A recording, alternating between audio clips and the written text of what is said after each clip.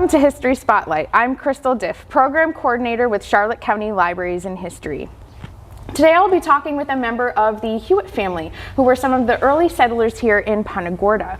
Allow me to introduce Mrs. Olive Hewitt. Hi Crystal, I'm happy to be here and talk about my family's history. Well, let's start at the beginning. What brought you to Punta Gorda?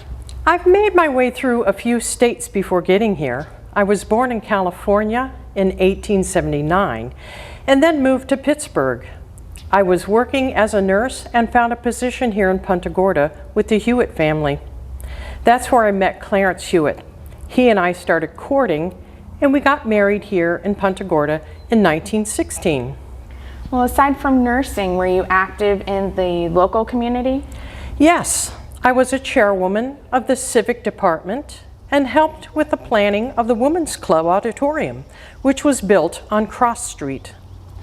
The Hewitt family was very instrumental in the business community here in Punta Gorda. What businesses did they own? Well, when the Hewitt family moved here from Ohio in 1900, they started right up with building an enterprise here. My husband Clarence and his brother Norman owned a few businesses. There were the Hewitt Brothers Garage for automotive repair, a machine shop, hardware and furniture stores located on East Marion Avenue in downtown Punta Gorda.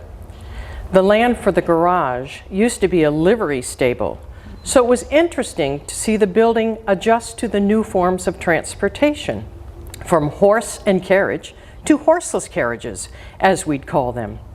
They started with the hardware and furniture stores since there weren't too many automobiles in the early 1900s, but they became more and more popular. So did your family own any automobiles?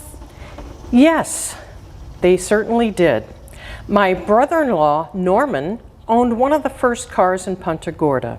It was a 6-horsepower Rambler runabout.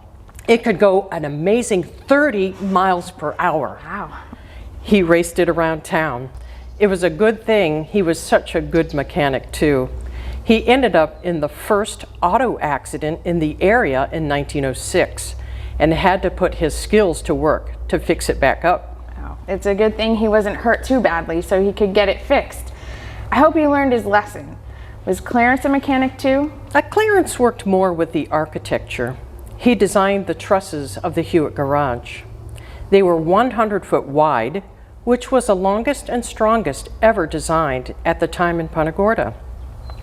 He was such an amazing architect that he designed the garage with no supporting columns in the middle, so cars could be driven straight into the garage and worked on indoors. Wow, it sounds like the garage was very important in town. Yes, they even allowed the city to store its only fire truck at the garage. Norman was on the Punta Gorda City Council and part of the Fire and Water Committee before there were any true fire stations. Well, it sounds like you all stayed very busy here. Yes, we did. In addition to the businesses, my husband Clarence was an avid golfer and helped develop the Punta Gorda Golf Club and its membership. And his brother Norman played in the Solana Military Band. One more thing before we go. Could you talk to us about our location today? Of course. This is the Hewitt family mausoleum. We Hewitts are very fond of buildings, so it seemed fitting to have one for our final resting place. This is located in the Pineapple River Cemetery here in Punta Gorda. The land was donated by our friends, the Sandlands, who also have a family plot here.